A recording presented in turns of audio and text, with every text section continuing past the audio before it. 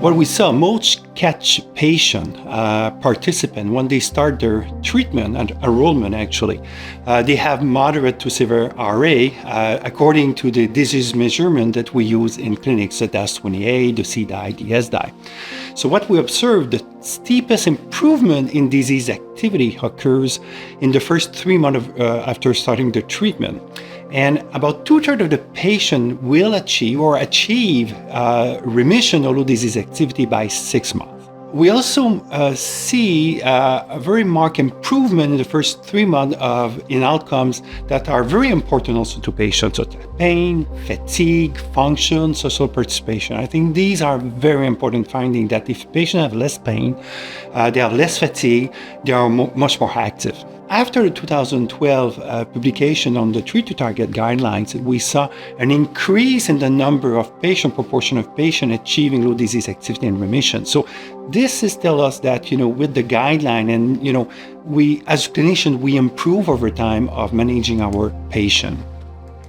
So, however, not all patients are rapid responder to treatment, and sometimes they need additional drugs to control their disease. So there were one study that used the catch data, also combining with 46 randomized control studies, and they look at remission across different combinations of biologic or other therapy after patient failing methotrexate. And what we observe, if a patient failed methotrexate, moving to a biologic or a JAK inhibitor, and also sometimes to a triple therapy, is much better for patients. They actually more often remission compared of staying on methotrexate. So moving to an advanced therapy is very good for the patient in terms of achieving a remission or low disease activity. And another analysis done by Mura in 2020 it compared the initial methotrexate-based therapy and subsequent treatment adjustment using the CATCH database. So among patients here who had changed their initial methotrexate-based treatment, and those who start DMARD biologic or triple therapy stay on their new treatment much longer than patients who stay on methotrexate. In a trend analysis in the CATCH database, we found that patients went up needing an advanced therapy. The median time to assess or initiate therapy has decreased over time in the CATCH database. So patients now are getting much more faster advanced therapy than they were at the beginning of the CATCH study. We found in the databases that when we look at what, make the physician to take the decision to move to an advanced therapy in their patient, it's not based on disease activity, it's more based on the MD Global. I think in Canada we're very lucky to have access fairly quickly to advanced therapy when a patient does not respond to methotrexate. Where I practice,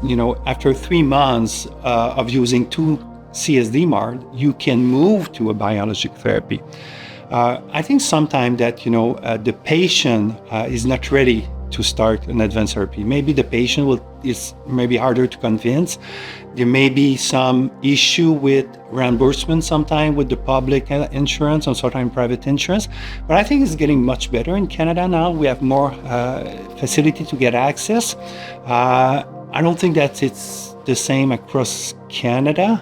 Sometimes it's easier to get access in different provinces, but I think now we're getting much more better coverage of these advanced therapy. It's a lot of education for patients.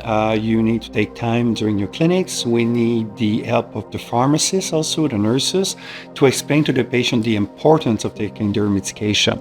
People are afraid, and it's normal because they think that they're taking a cancer therapy, such as methotrexate.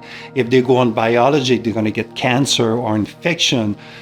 So what I tell my patients is that it's all these drugs have side effects, but it's the side effect of not being treated.